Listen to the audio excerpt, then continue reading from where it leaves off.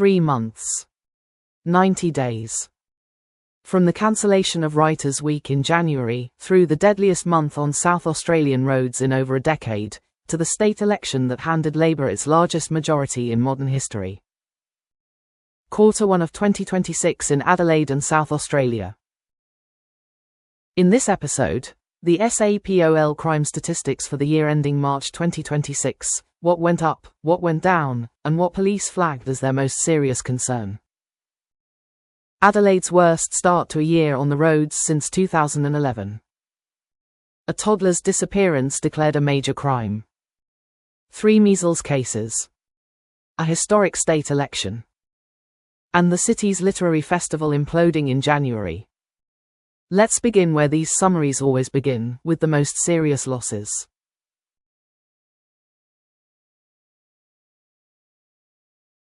South Australia Police publishes its crime statistics monthly, as rolling 12-month totals. The most recent covers the year ending March 2026. For homicide-related offences, the number fell, 49 in the rolling year, down from 55, an 11% reduction. Murder fell from 12 to 10 reported incidents. Attempted murder dropped 18%. Manslaughter and driving causing death held steady at 21. Across the board, the numbers moved in the right direction. Several homicide cases were before the South Australian courts through the quarter. The first, Michelle Sumner, found unresponsive at Edwards Park in the Southern Parklands on the 20th of January, 2025. The case was declared a major crime. In December, a 37-year-old man was arrested and charged with her murder. Through this quarter, the matter has continued before the Adelaide Magistrates Court. The second, Christopher Robertson, 49. He was last seen celebrating the AFL Grand Final with friends on the 27th of September. His body was found 3 days later at a Lonsdale premises on O'Sullivan Beach Road. A forensic examination found he had died from a severe assault, and the death was declared a major crime. In December, a 30-year-old man from Happy Valley was arrested and charged with his murder, and refused bail. Through the first quarter, the matter moved through the Adelaide Magistrates Court, with the accused due to appear again in July. The third, a domestic homicide. In December, police were called to a home on West Avenue, Northfield, after a reported domestic assault. A 36-year-old woman was found unconscious and could not be revived. A 42-year-old man was arrested at the scene and charged with her murder, and refused bail. Police said it was not a random incident, the two were known to each other and lived at the address. And a fourth, in the state's west. A man was found deceased at a home on the Flinders Highway, on Eyre Peninsula, after a reported small fire. A 34-year-old woman from Port Lincoln was arrested at the scene and charged with his murder, and refused bail. The two were known to each other. Major crime detectives flew out to assist local police. It was among the homicide cases still working through the South Australian courts during the quarter. South Australia Police excludes sexual offences from suburb-level public data, for privacy reasons. The Royal Commission into Domestic, Family and Sexual Violence, established by the Malinauskas government in 2024, continued its work through the quarter, with a dedicated SAPOL project team coordinating the force's contribution. Nationally, the victimization rate sits at 227.1 per 100,000 women, and 43.1 per 100,000 men. 49% of recorded victims were under 18. Specific South Australian breakdowns for the quarter are not in the public record. If this segment touches something you're experiencing, the resources on screen are available now and after this video. Among the dozens of categories SAPOL reports on, one has become the dominant narrative, and it's not moving in a good direction. Assaults on police rose 22% in the rolling year to March, 133 more incidents, from 615 to 748. The 8th consecutive monthly increase. Acting Assistant Commissioner David O'Donovan, of the Metropolitan Operations Service, called it a serious concern. Officers turning up to do their job, in growing numbers, assaulted while doing it. Elsewhere the picture was mixed. Serious assault fell 3%, 517 fewer incidents. But common assault rose 12%, 682 more. Robbery continued its multi-year decline, down 13%, from 749 to 650.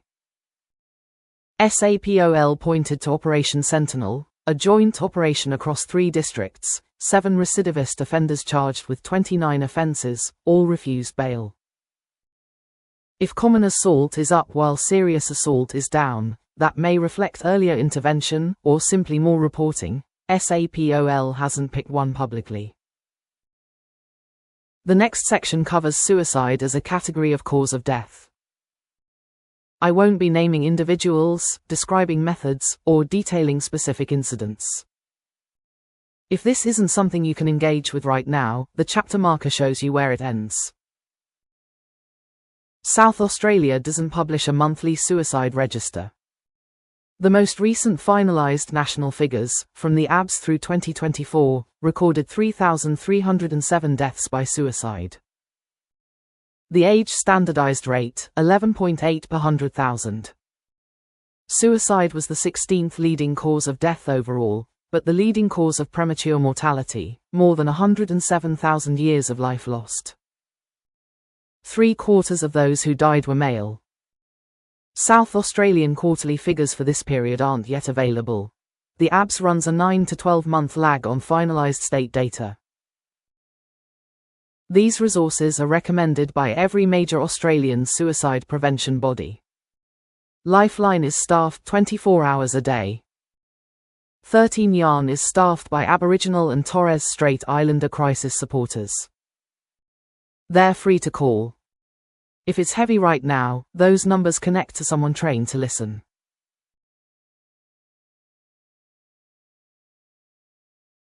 "32 people died on South Australian roads between January and March. 226 were seriously injured. According to the RA, that gave South Australia the highest per capita road death rate of any state, 1.7 per 100,000. Only the Northern Territory was higher. The monthly breakdown tells a fragmented story. In January, 10 deaths, the worst start to a calendar year on South Australian roads since 2011. In February, 3. And in March, 19. 19 deaths in a single month, the highest monthly toll on South Australian roads in more than a decade. 7 motorcyclists died across the quarter, 46% above average. 8 people aged 20 to 29, 90% above. 59% of deaths were on country roads, the Limestone Coast running 34% above its 5-year average, York and Mid-North 25% above. The most common fatal crash on country roads remained the single-vehicle run-off road, followed by rollovers and head-on collisions. RIAA's Charles Mountain called it a tragic start to the year. The contributing factors, as always: speeding, distraction, fatigue, drink and drug driving, no seatbelt. The same list every quarter. SafeWork SA reports workplace deaths by financial year. The most recent complete year recorded 22 workplace deaths in South Australia, agriculture, forestry and fishing 8, manufacturing 4, utilities 3. 9 involved being struck by or falling from a vehicle, 6 entangled in or struck by motorized plant, 3 were drownings, 2 were falls from height. The pattern SafeWork called out: routine work was the single biggest contributing factor, everyday tasks, perceived as low risk, eroding safety over time. The full 2025-26 toll will be reported mid-next year. Property crime continued its multi-year decline. House break-ins down 7%, from 5,899 to 5,465, the 8th consecutive monthly decrease. Non-residential break-ins down 5%. Shop theft down 8%. Premier Stephen Mulligan credited stronger penalties, up to 7 years jail for assaulting a retail worker, and SAPOL's expanded powers to make shopping centres a declared place. $82 million for 189 new police security officers, returning sworn officers to frontline duties. A new youth and street gangs task force for repeat offenders. SAPOL sits at 295 sworn staff per 100,000, the second highest of any state, well above the national average of 264. 3,050 people applied to join in the latest cycle, against fewer than 1,000 in 2018-19. South Australia Police responds to roughly 5,000 missing person reports a year. Most resolve quickly, 99% within a month, 99.95% located eventually. For most, the story ends with a phone call to a relieved family, and you never hear about it. For others, it ends differently. In Q1, one case dominated, and it changed, mid-quarter, from a search to a major crime investigation. Gus Lamont, Gus, disappeared from Oak Park Station, about 40 kilometers south of Whyalla, on the evening of the 27th of September, 2025. He was 4 years old. He was last seen by his grandmother, playing on a mound of dirt outside the homestead. Half an hour later, he was gone. Across late 2025, police mounted what they called the largest, most intensive missing person search in the force's history. 4 major ground searches, the State Emergency Service, the Australian Defence Force, an Indigenous tracker, drones with thermal imaging, helicopters using infrared. A dam 600 metres away, drained of 3.2 million litres and searched by divers. 6 mine shafts inspected. By late November, no trace. Then the calendar turned. On the 14th and 15th of January, Task Force Horizon executed a search warrant at the homestead. On the 2nd of February it searched several locations, for the first time publicly described as searching for Gus's remains. On the 5th of February, Detective Superintendent Darren Fielke declared the disappearance a major crime. A resident of the station, known to Gus, identified as a suspect, the parents ruled out, and the suspect's account of the timeline inconsistent with others. The scale: 163 SAPOL members, 230 non-SAPOL resources, 8 ground searches across 95 square kilometers. On the 12th and 13th of February, a 2-day search with Polair and an interstate cadaver dog found nothing. On the 16th, Task Force Horizon arrested a 75-year-old man from Grampus on firearm offences. Police were explicit those charges were not related to Gus's disappearance. On the 23rd, a separate case took police to Andamuka, in the far north, searching for Tricia Graff. On the 11th of March, Task Force Horizon returned to Oak Park. At the end of the quarter, the case remained an active major crime investigation. Gus Lamont remained missing.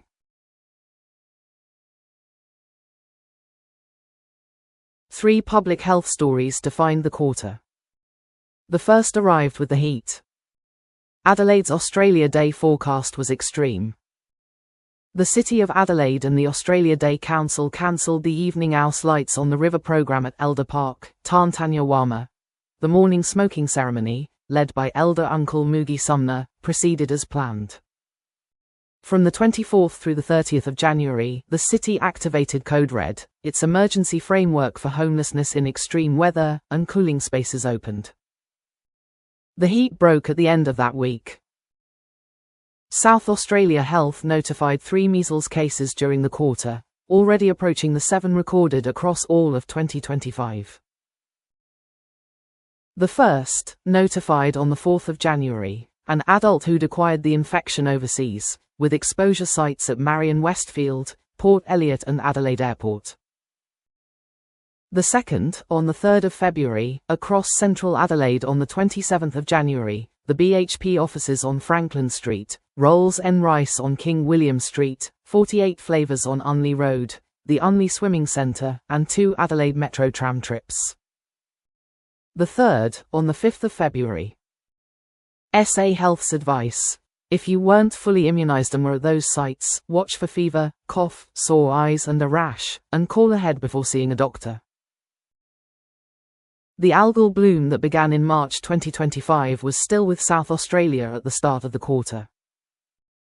At its peak, it affected around 1,500 kilometres of coast, roughly 30% of the coastline, one of the top 10 recorded blooms in the world.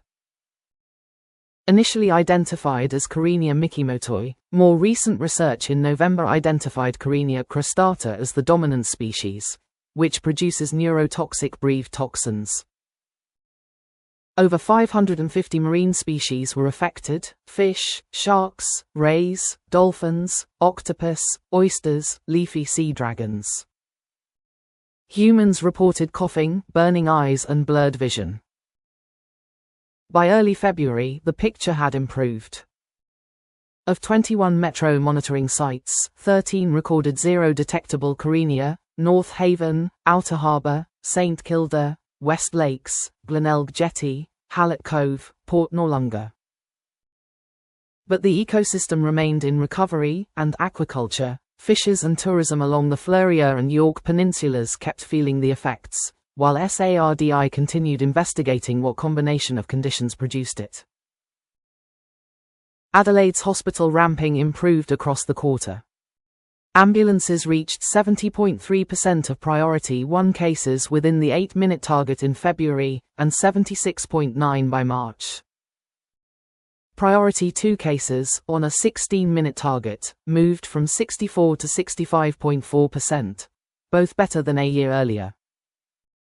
But 371 elderly South Australians remained stuck in hospital, medically ready for discharge but waiting for a federal aged care bed. That bed block is what keeps the numbers from improving faster. The government announced a Greater Northern Adelaide hospital at Concordia. The dominant environmental story of the quarter is the one we just covered, the algal bloom. As for specific EPA prosecutions or wildlife crime cases, the public record is thin. Those announcements usually lag the offence by months. We'll return to it next episode. The most significant single drug trafficking case announced in the quarter centred on a 34-year-old Seaton man, with warrants at Seaton, Glenunga and Totnes. The seizure: 6 illegal firearms, 2 stolen vehicles, around 120 grams of methamphetamine, and 30 litres of 1,4-butanediol, a GHB precursor, and a substantial quantity.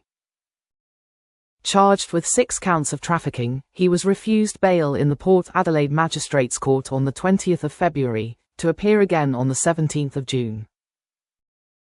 Across the quarter, SAPOL's Drug Investigation Branch and the AFP's Adelaide office continued operations against organised crime, most charges surfacing publicly in the second quarter, as Q1 cases reached court.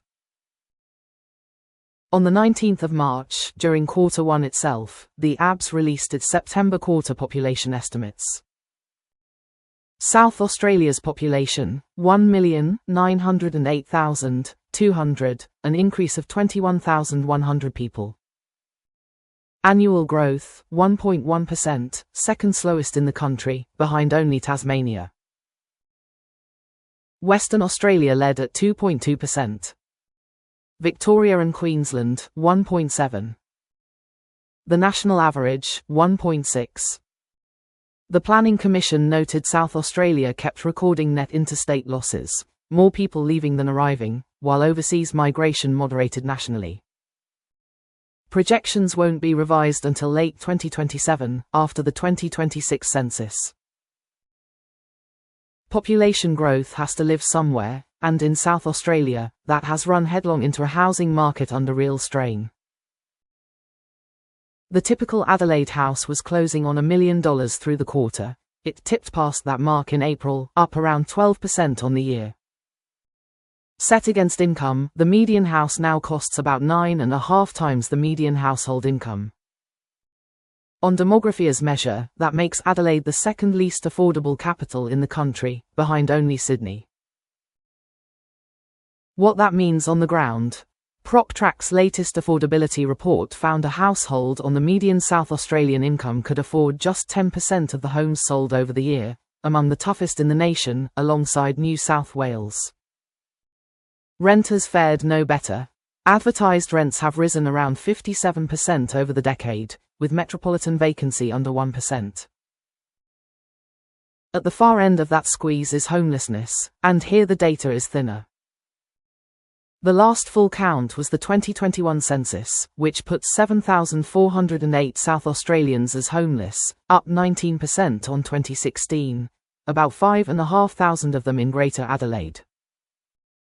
A more current figure is hard to give. The real-time street count paused during 2025, and the next census falls in August. On any given night, service estimates put roughly 150 to 200 people sleeping rough in the Adelaide CBD, about 60% of the state's rough sleepers.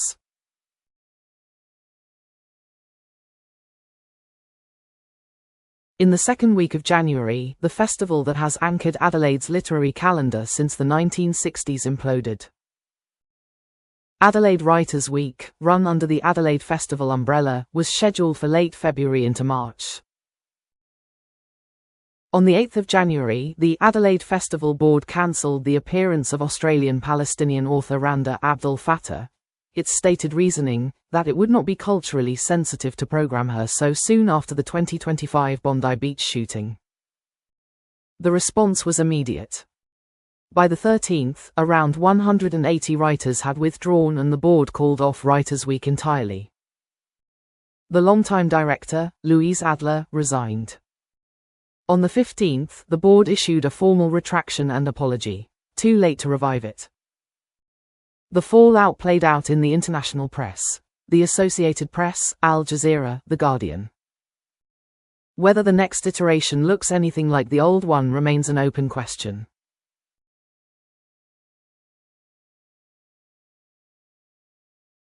On the 21st of March, South Australians went to the polls, and the result was, by historical measure, a political earthquake. More than 1.16 million votes were cast. Turnout, 88.7%, among the highest in the developed world.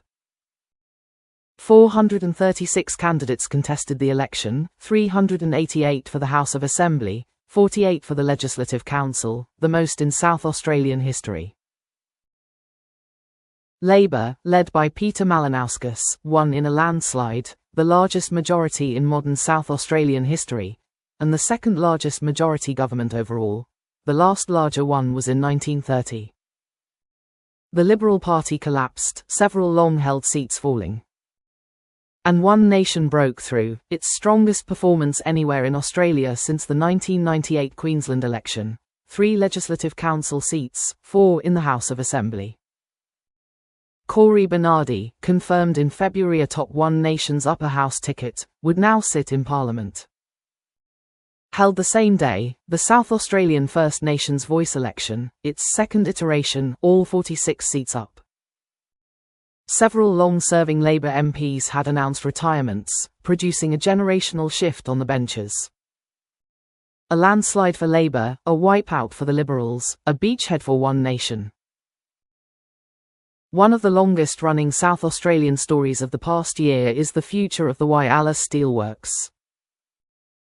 In February 2025, the state government, through a rapid amendment to the Whyalla Steelworks Act of 1958, forced One Steel Manufacturing, owned under GFG Alliance, into administration, appointing Cordamentha, with a combined federal-state package of $2.4 billion. Through Q1, the sale process moved forward, with strong international interest in low-emissions steel.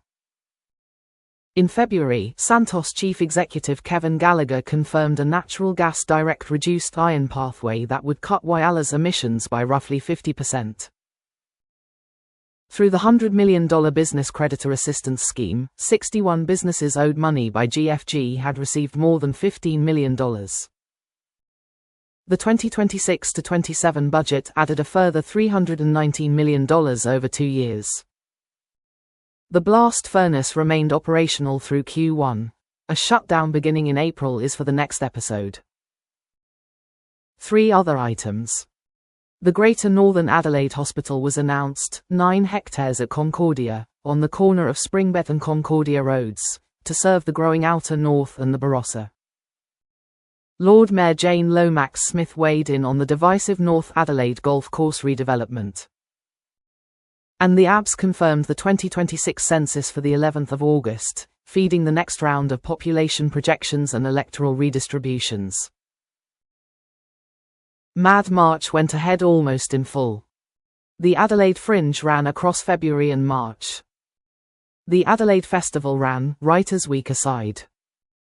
WOM Adelaide, in Botanic Park. The Adelaide 500 and Tour Down Under, in January. Taking Writers' Week to one side, it was a remarkably uneventful Mad March. The cultural calendar held. The first 3 weeks of March saw Adelaide host matches of the 2026 AFC Women's Asian Cup, Australia hosting the tournament from the 1st to the 21st, Adelaide one of the host cities. The associated story, which played out partly through Adelaide because of the tournament's spread, 5 members of the Iran women's team were granted humanitarian visas after refusing to sing the national anthem. 2 more later sought asylum, bringing the total to 7. Of the 7, 4 ultimately returned to Iran, citing fears for their families. The Crows, Port Adelaide and Adelaide United proceeded without major incident. Pulling the SAPOL rolling year numbers together. Property crime, down, house break-ins down 7%, robbery down 13%. Homicide, down, murder, 10 incidents, from 12. Serious assault down 3%, common assault up 12%. Assaults on police up 22%, the trend SAPOL called its most serious concern. The road toll, 32 deaths, 226 serious injuries, the worst per capita rate of any state. March alone the deadliest month in over a decade. 1 toddler still missing. 1 festival cancelled. 1 election that reshaped Parliament. 1 steelworks still in administration. 3 measles cases. An algal bloom in retreat but not gone. The next episode, Quarter 2, covering April, May and June, will cover what came next. This summary drew on data from South Australia Police, the RAA, SA Health, the SA Planning Commission, the ABS and SafeWork Australia, and reporting from ABC News Adelaide, in Daily and others. The next episode follows when South Australia Police publishes the May 2026 statistics, likely late July. If anything in this video has affected you, the support lines on screen are available. Thank you for watching.